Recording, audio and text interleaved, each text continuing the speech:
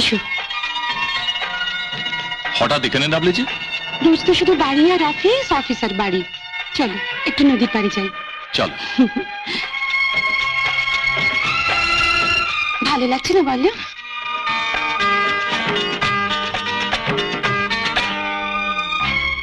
এই হাত আমি আর ছাড়বো না।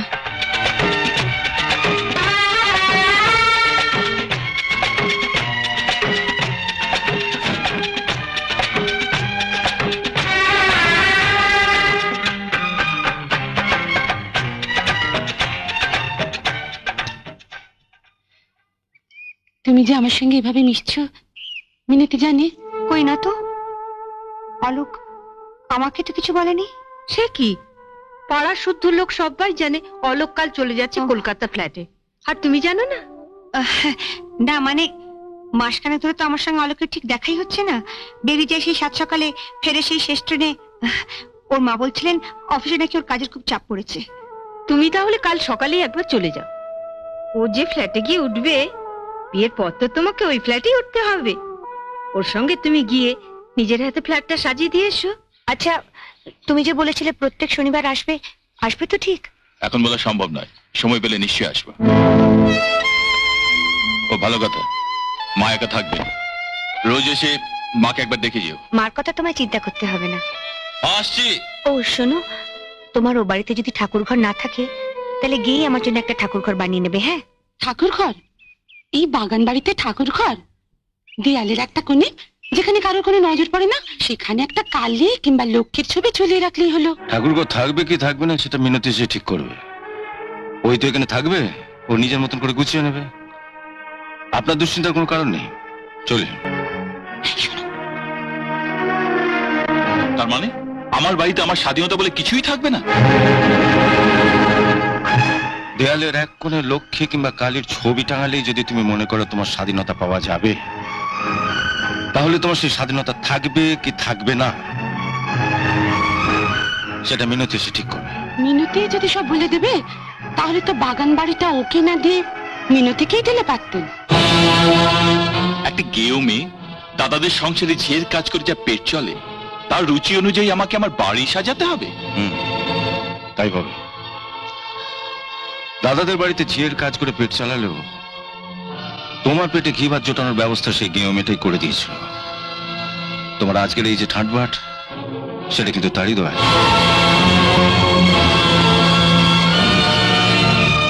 তুমি শিক্ষিত ছেলে, তোমার কাছ থেকে এইটুকুন কৃতজ্ঞতা বোধ আমি আশা করেছিলাম। মাসখানেকের মধ্যে যাকে বিয়ে করতে যাবে তার সম্বন্ধে এরকম মন্তব্য করা তোমার ঠিক হয়। অন্যায় মন্তব্য তো কিছু করিনি, যা সত্যতা বলতে লজ্জা করবো কেন? সত্য কথা বলতে যেমন তোমার কোনো লজ্জা নেই, সত্য কথা শুনতেও আশা করি তুমি লজ্জা পাবে না। তোমাকে তো আমি চিনতামই না, চিনিয়ে দিয়েছে মিনতি। তোমার আজকের এই চাকরি, এই বাড়ি, এসবই কিন্তু মিনতি। তা আমি জানি, আর এও জানি কলকাতায় এত ফ্ল্যাট থাকতে আপনি আমাকে কেন এই নির্জন বাগান বাড়িতে থাকার জন্য দিয়েছেন।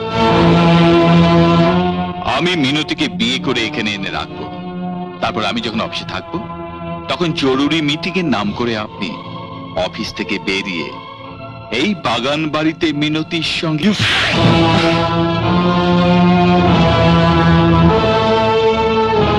মিনতির সম্বন্ধে একটা বাজে কথা বললে তোমাকে ঘাট ধরে কোম্পানি থেকে দূর করে দেবো। স্যার, অলোক কিন্তু এখন পার্মানেন্ট হয়ে গেছে।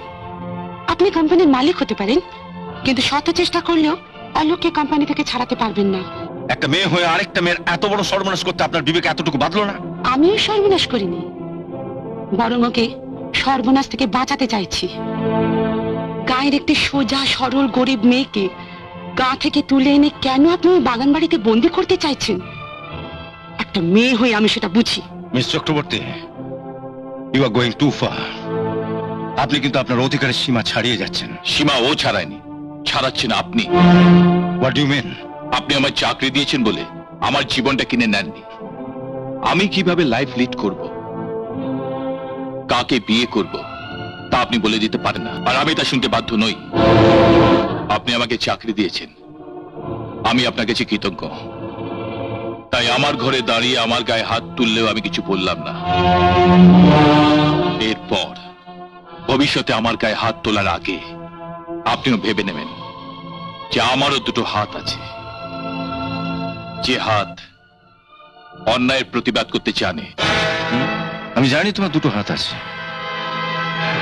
মিনতির সঙ্গে আমার অফিসে যেদিন তুমি প্রথম এসেছিলে সেদিনও তোমার ওই দুটো হাতই ছিল, যে হাত দুটো জোর করে তুমি আমার সামনে দাঁড়িয়েছিলে। মিনতির সঙ্গে তোমার হাত মিলিয়ে দেওয়ার জন্য 7 দিনের মধ্যে তোমার ওই ডান হাতে আমি একটা কলম তুলে দিয়েছিলাম। ওই হাত দিয়ে কোম্পানির ভাউচার সই করে তুমি টাকা নেওয়া শুরু করেছিলে। নিজের রোজগারের টাকায় মুখে প্রথম ভাত তুলেছিলে। পাঞ্জাবের বোতাম ছেড়ে টাইয়ের নট বাঁধতে শিখেছিল হাত দুটো দিয়ে। কোম্পানির রেজিস্টার থেকে তোমার নামটা তোমাদের ইউনিয়ন আমাকে কাটতে না দিলেও তোমার শরীর থেকে আমার দিকে উঠে আসা হাত দুটো কেটে ফেলতে তোমাদের ইউনিয়নের কাছে আমাকে পারমিশন নিতে হবে না। Mind it.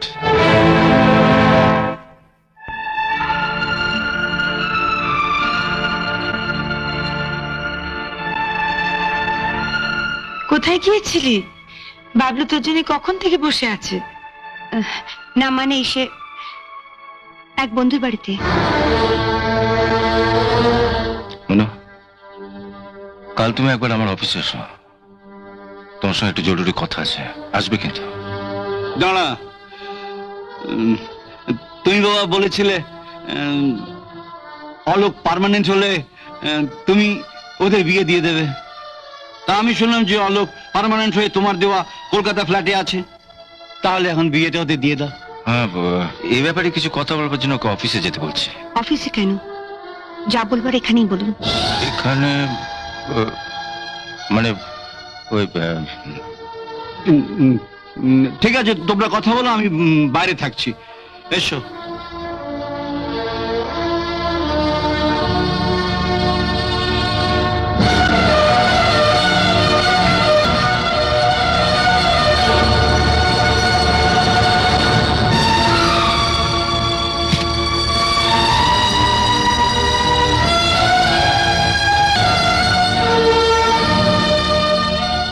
স্টেশনে গেছিলে?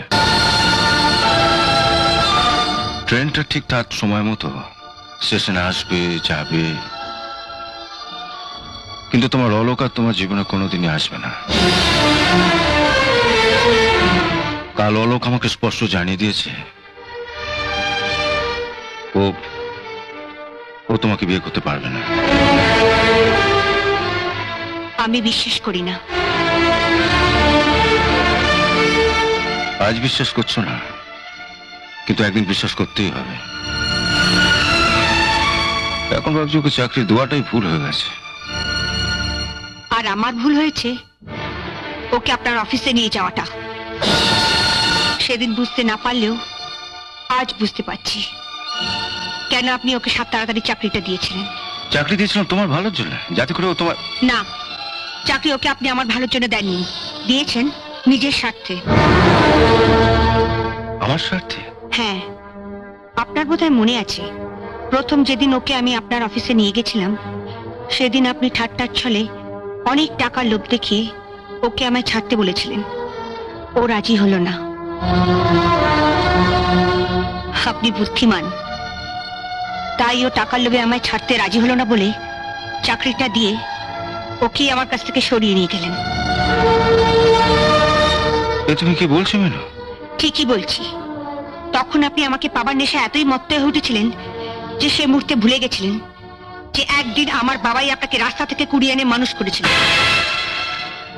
যিনি আপনার জীবন বাঁচিয়েছিলেন তার অভাবের সুযোগ নিয়ে তারই মেয়ের জীবন নিয়ে চিনিমিনি খেলতে আপনার বিবেক এতটুকু বাঁধলো না? অলোককে চাকরি দিয়ে কায়দা করে আপনি আপনার স্টেনো মিস চক্রবর্তীকে অলোকের সঙ্গে ভিড়িয়ে দেননি? আমি ভিড়িয়ে দিয়েছি? থাক, আর ভনিতা করতে হবে না। আপনি অস্বীকার করতে পারেন ওদের অবাধ মেলামেশার জন্য আপনি আপনার সাদা রঙের মারুতি গাড়িটা ওদের ব্যবহার করতে দেননি। এসব তোমায় কে বললো?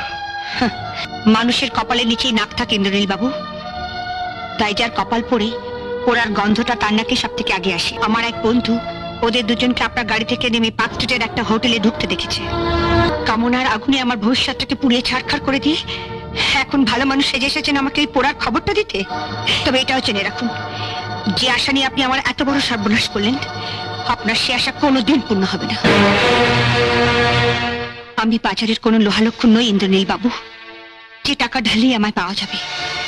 টাকা দিয়ে আপনি আমার গরিব বাবাকে বোকা বানাতে পারেন, আমায় পারবেন না। মিনু সেদিন অফিসে গিয়ে আপনাকে প্রণাম করে বলেছিলাম, রক্তে মাংসে গড়া শিবের পায়ে হাত দিলাম। সেদিনই আমার বোঝা উচিত ছিল শিব শুধু পাথরেরই হয়। বুঝতে পারিনি এই ভালো মানুষটার মধ্যে কত বড় একটা শয়তান লুকিয়ে আছে। কালই আমি যাব অলোকের কাছে। একটা লোভী মানুষের চক্রান্তে আমি আমার এতদিনের ভালোবাসাকে নষ্ট হতে দেব না। মিনু, আমি যে তোমার স্বর্গের ঠিকানা দিতে চেয়েছিলাম মিনু, ওই নরকের ঠিকানা। আপনার কাছে অলোকের ফ্ল্যাটটা নরক হতে পারে, কিন্তু আমার কাছে ওটাই স্বর্গ। আপনি ঠিকানাটা দিন তো। আমি বলছি মিনু, তুমি কিছু আমার বলতে হবে না, শুধু ঠিকানাটা দিন। দাও, এটা কাগজ দাও। কাগজ দিয়ে কি করবে? আজ ছুটির দিন আছে, দুজনে মিলে ভেবে চিন্তে বিয়ে চিঠিটা খসড়া করে ফেলি। তুমি কে গো? এখনো ভালো করে লাইফটাকে এনজয় করলাম না, এরই মধ্যে শুধু বিয়ে বিয়ে করছো। দাঁড়াও, আগে দুজনে একটু বেড়াই, আনন্দ করি, তোমায় একটু আদর করি।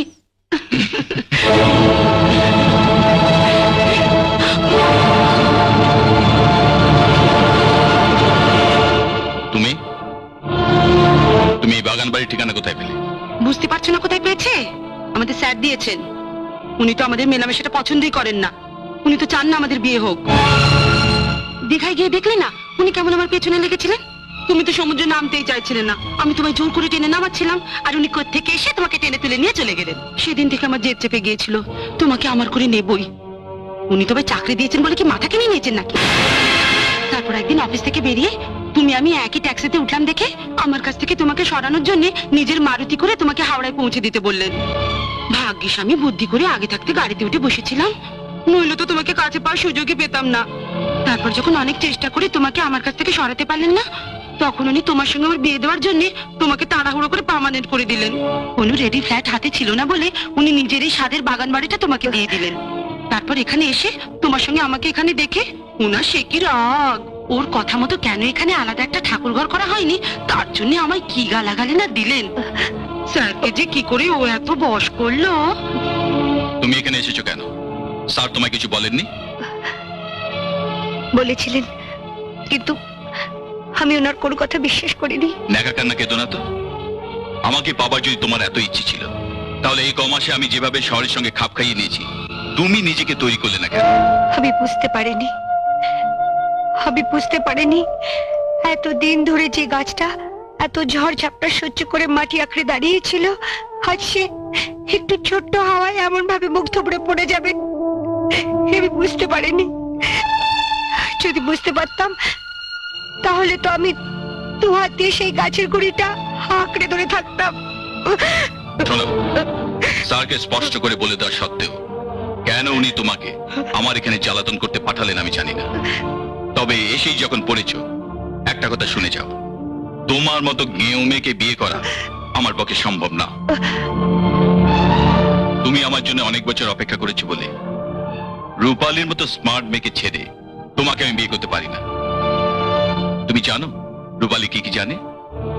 ড্রাইভিং, সুইমিং, টেনিস খেলা এন্ড হোয়াট নট। আমাকে এখন কত বড় বড় পার্টিতে যেতে হয় জানো? সেসব পার্টিতে যাওয়ার মতো যোগ্যতা তোমার আছে?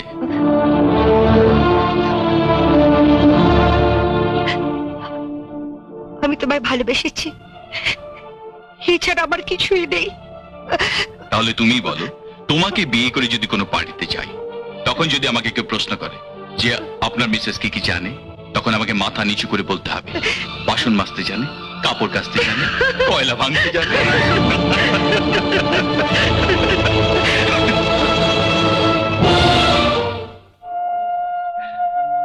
আমার জন্য তোমাকে এতদিন অনেক কষ্ট সহ্য করতে হয়েছে, তার জন্য আমি ক্ষমা চাইছি। ভগবান করুন তুমি সত্যি সত্যি সুখী হও। ভগবান যখন সুখী করে তখন সুখী করবেন। এখন তুমি আমাদের সুখী করো তো। যাও এখান থেকে, আমি দরজাটা বন্ধ করব।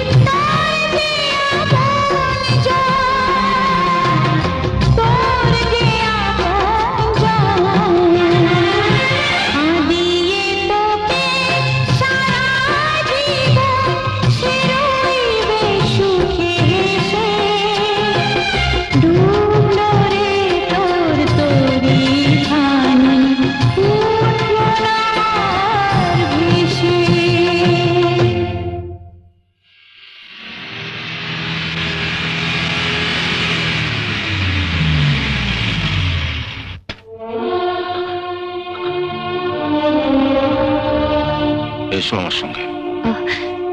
কোথায়?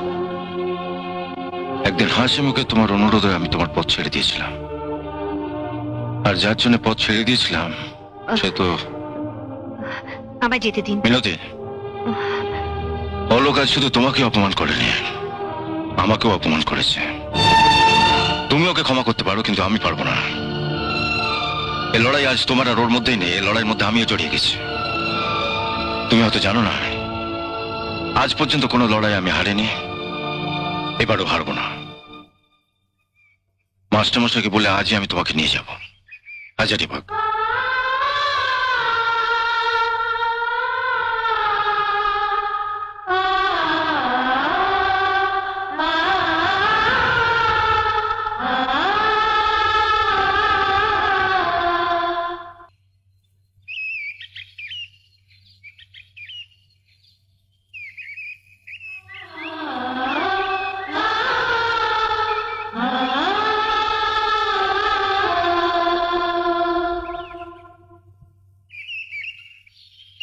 মিনু, মিনু,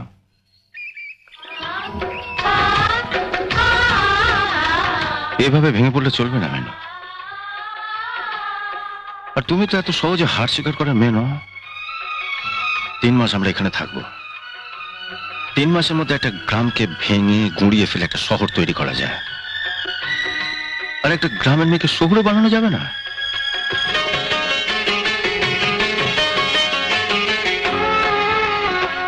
অলোক তোমাকে গেঁয়ো ভূত বলেছে,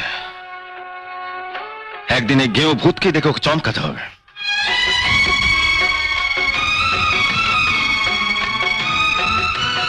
আমি তো গায়ের ছেলে, আমার শরীরে কোথাও কি লেখা আছে আমি গায়ের ছেলে? বলো, লেখা আছে? তোমার 3 দাদা আর আমি একই মাস্টারমশাইয়ের কাছে ছেলেবেলায় লেখাপড়া শিখেছি। তোমার দাদারা চেয়েছিলেন বড় হয়ে কেরানি হয়ে ডেলি প্যাসেঞ্জারি করবেন, করছেন। আমি চেয়েছিলাম বড় হয়ে বিজনেসম্যান হব, হয়েছি। মিনু, মানুষ ইচ্ছে করলে সবকিছু করতে পারে মিনু, সবকিছু। এতদিন যে হাত দুটো দিয়ে তুমি বাটনা বেটেছো, কাপড় কেচেছো, কাল সেই দুটো হাত দিয়ে তোমাকে গাড়ি স্টিয়ারিং ধরতে হবে। না, স্টার্ট দাও। ঠিক আছে, ঠিক আছে। এবার বাঁ পাটা ক্লাচের উপর দাও, ডান পাটা ডান দিকে অ্যাক্সিলারেটর। ওই এবার শক্ত করে আমার মুখের দিকে নয়, সামনে রাস্তার দিকে দেখো। রাস্তার দিকে তো আপনি তাকাবেন, আমি শুধু স্টিয়ারিং ধরে থাকবো। আমি জানি আমাকে আপনি ভুল পথে নিয়ে যাবেন না। দাও, অ্যাক্সিলারেটর চাপ দাও, চলো।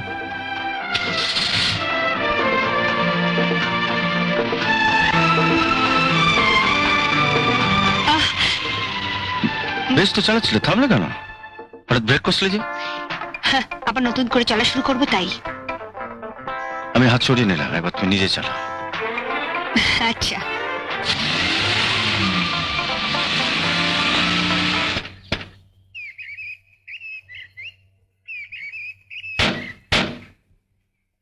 চলো, কাল আবার বেরোবো। এখন কি করব? রেস্ট নেবো। মোহাম্মদ আলীকে আসতে বলেছে, তোমার জন্য যে নতুন পোশাকগুলো বানাতে দিয়েছে ও ট্রায়াল নিতে আসবে। ও,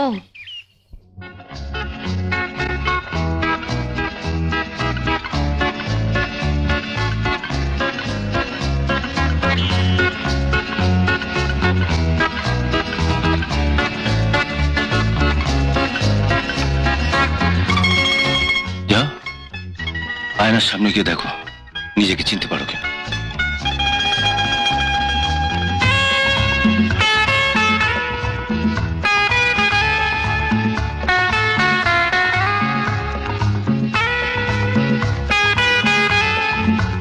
লজ্জা পেলে চলবে না মিনু, আমাকে জিততেই হবে।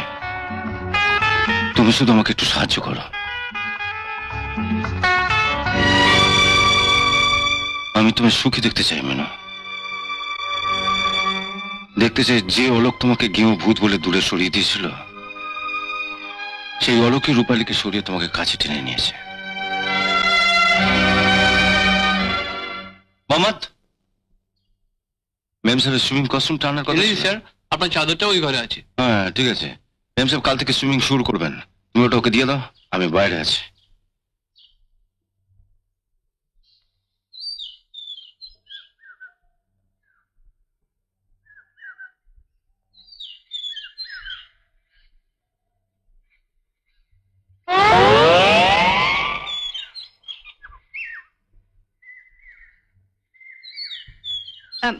আমি ওসব নোংরা জিনিসপত্র করতে পারবো না। আরে এটা সুইমিং কস্টিউম, এটা পরেই সাঁতার কাটতে হয়। বললাম তো এসব পরবো না, ছি কেন করে। আমি শাড়ি কিংবা এগুলো পরে থাকবো। হ্যাঁ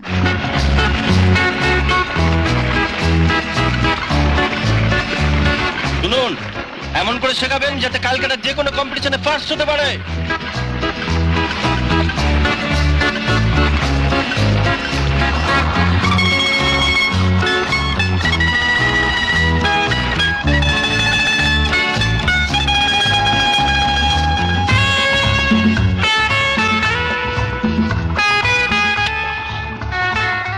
স্যার সর্বনাশ হয়ে গেল। কি হয়েছে নাকি? ঠিক খেয়াল করিনি, মিনতি দেবী এগাতে গিয়ে হাত ফসকে বেরিয়ে গেল। আপনারা একটু দেখুন, আপনারা একটু হেল্প করুন প্লিজ প্লিজ। বিনু, বিনু, বিনু, আপনারা যা চান, যত টাকা চান আমি দেবো, ওকে বাঁচাতেই হবে। বিনু, বিনু, বিনু, বিনু, বিনু, বিনু, বিনু।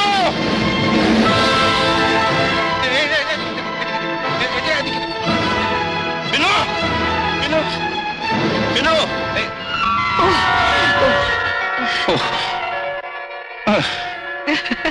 আপনি কি বোকা, একটা গ্রামের মেয়েকে সাঁতার শেখাচ্ছেন? গ্রামে নয় পুল নেই, কিন্তু পুকুর তো আছে। আমি এইটুকু বয়স থেকে সাঁতার কাটছি। রাখবো না কেন বলুন?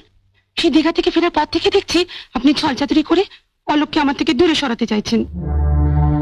এখানে তুমি ভুল করছো রূপালী। আমি অলোককে তোমার কাছ থেকে দূরে সরিয়ে দিতে চাইনি, আমি চেয়েছিলাম তোমাকে অলোকের কাছ থেকে দূরে সরিয়ে দিতে।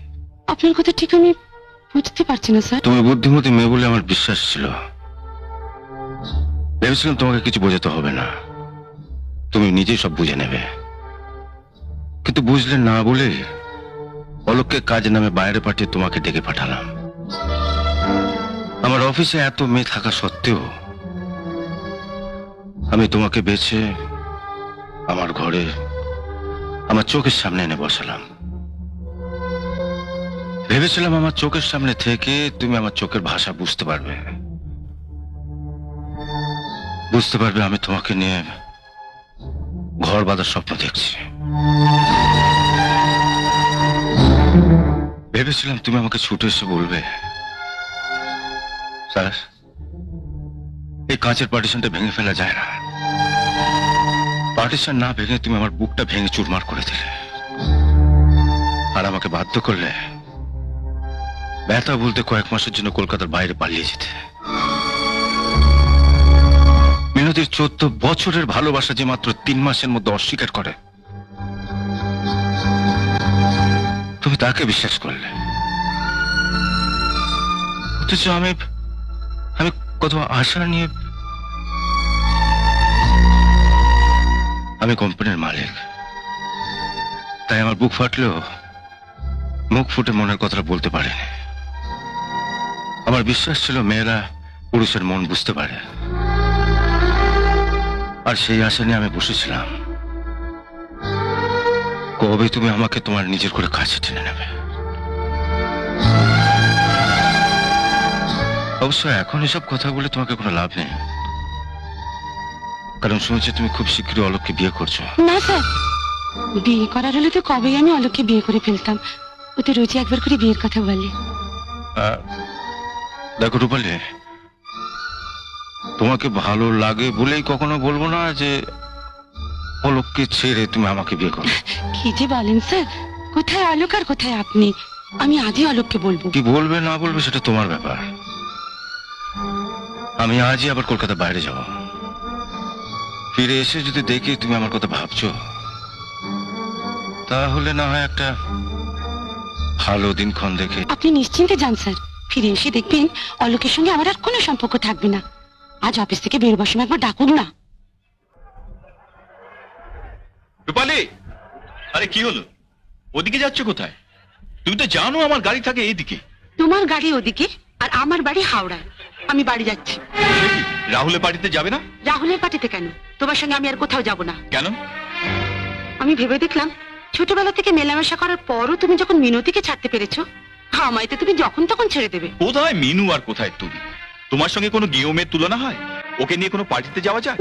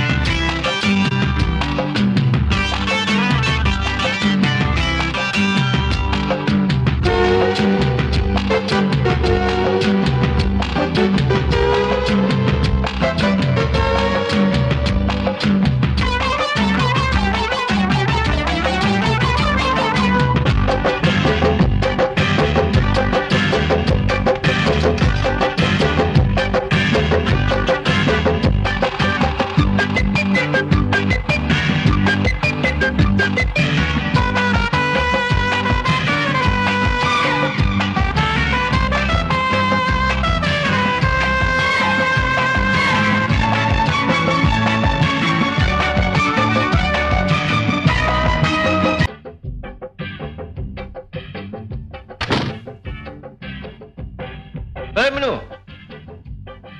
কি হলো? নাচ শিখতে এসে চলে এলে যে? আমার নাচ শেখা হয়ে গেছে। হ্যাঁ, কি বলছো কি?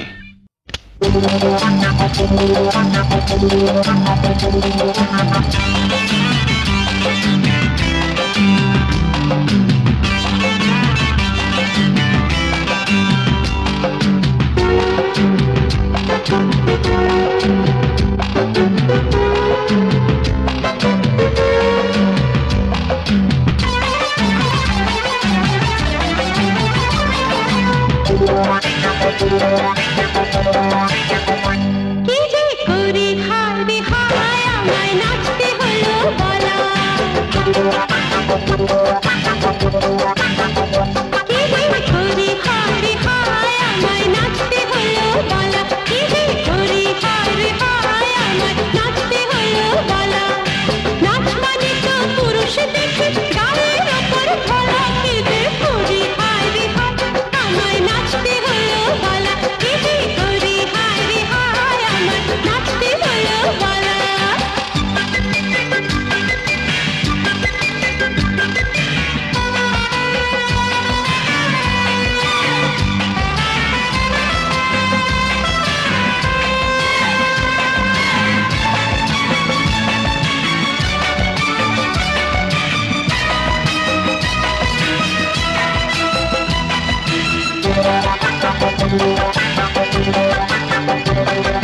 পুরুষরা সব নাচে যেন লোপা খোলা ব্যাং, উড়তে গিয়ে পরে যেন ভেঙে গেল ঠ্যাং।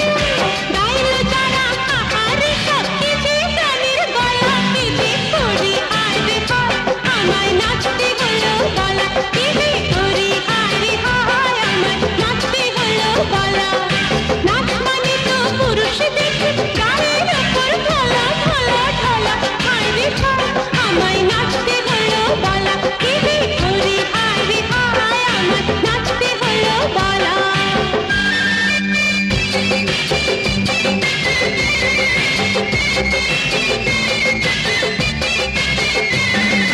পিন্নাম তোমায় গুরু ঠাকুর, তোমায় পিন্নাম।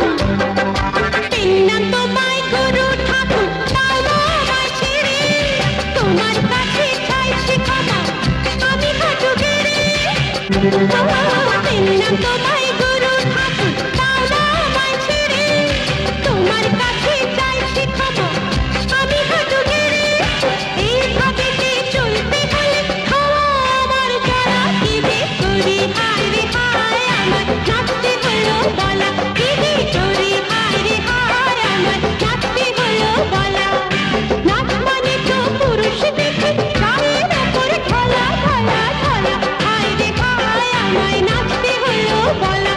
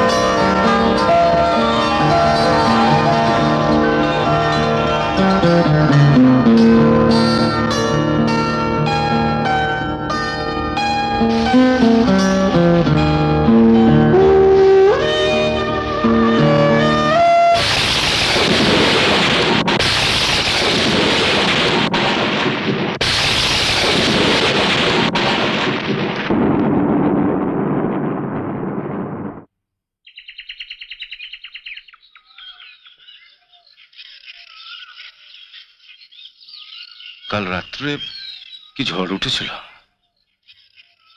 টের পেয়েছিলে? ঝড়? কই না তো। সে কি কি প্রচন্ড ঝড়। চলো বাংলায় গিয়ে সব গুছিয়ে নিতে হবে, কাল সকালে আমরা কলকাতা ফিরে যাব। কালই? কলকাতা ফিরে গিয়ে অফিসে একটা পার্টি দেবো। কিসের পার্টি? পরশু আমার জন্মদিন, সেদিন অফিসে ছুটি, তাই ভাবছি পার্টিটা অফিসেই দেবো। সেদিনই সকলের সামনে জানিয়ে দেবো তোমার আমার সম্পর্কটা কি। You are so sweet. আমার যে কি মজা লাগছে। মজার আজকে কি ডার্লিং, আসল মজা তো পরশু।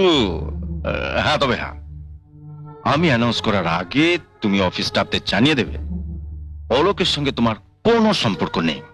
নেই তো, তোমার সঙ্গে আমার কিসের সম্পর্ক? কি বলছো তুমি? এতদিন মেশার পর আমি কি শুধু তোমার সঙ্গে মিশেছি নাকি? এই তো মিস্টার বোস, এনার সঙ্গে আমি কত মিশেছি, কত ঘুরেছি। কই, উনি তো কোনোদিন বলেননি ওনাকে বিয়ে করার কথা। এই তো মলয়, ও তো আমার কত দিনের বন্ধু, একদিনও কি বলেছে ওকে বিয়ে করতে হবে? আমরা সবাই একই অফিসে চাকরি করি, কারোর সঙ্গে বেশি বন্ধুত্ব হয়, কারোর সঙ্গে কম। তুমি তো আমায় কথা দিয়েছো। কথা দিয়েছে? কথা তো তুমিও দিয়েছিলে মিনতিকে। এত বছর ধরে যাকে তুমি ভালোবাসলে তাকে। রূপালী, আমি যা কিছু করেছি তোমার জন্য করেছি। রূপালী, আচ্ছা তুমি বলো, আমি যে পজিশনে আছি সেই পজিশনে থেকে কোনো গায়ের মেয়েকে বিয়ে করা যায়? আপনারাই বলুন না, বিয়ে করা যায়? এই পজিশনে থেকে তুমি যেমন একটা গায়ের মেয়েকে বিয়ে করার কথা ভাবতে পারছো না, একটু বাদে আমি তোমাদের সবাই চোখের সামনে এমন একটা পজিশনে চলে যাব, সেখান থেকে তোমাকে বিয়ে করা তো দূরের কথা, বিয়ের কথা স্বপ্নেও ভাবা যাবে না। তুমি তুমি আবার নতুন করে কোন পজিশনে যাবে? আমি বলবো না, স্যার এসে নিজেই সবার সামনে বলবেন। স্যার বলবেন?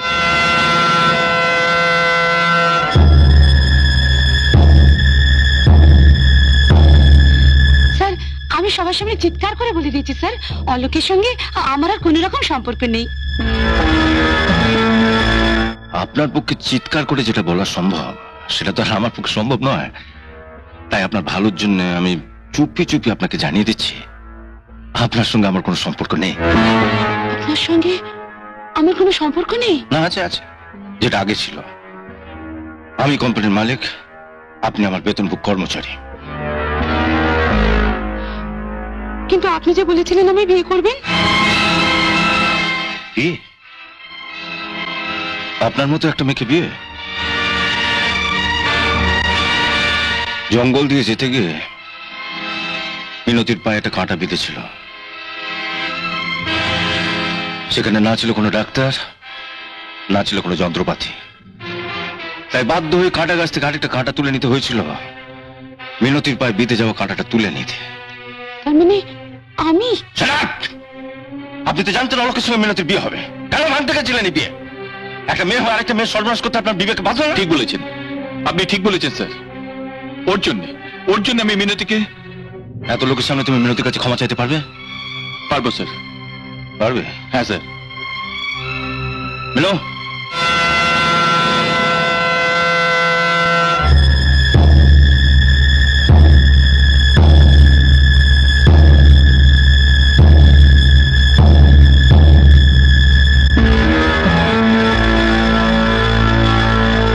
যাও।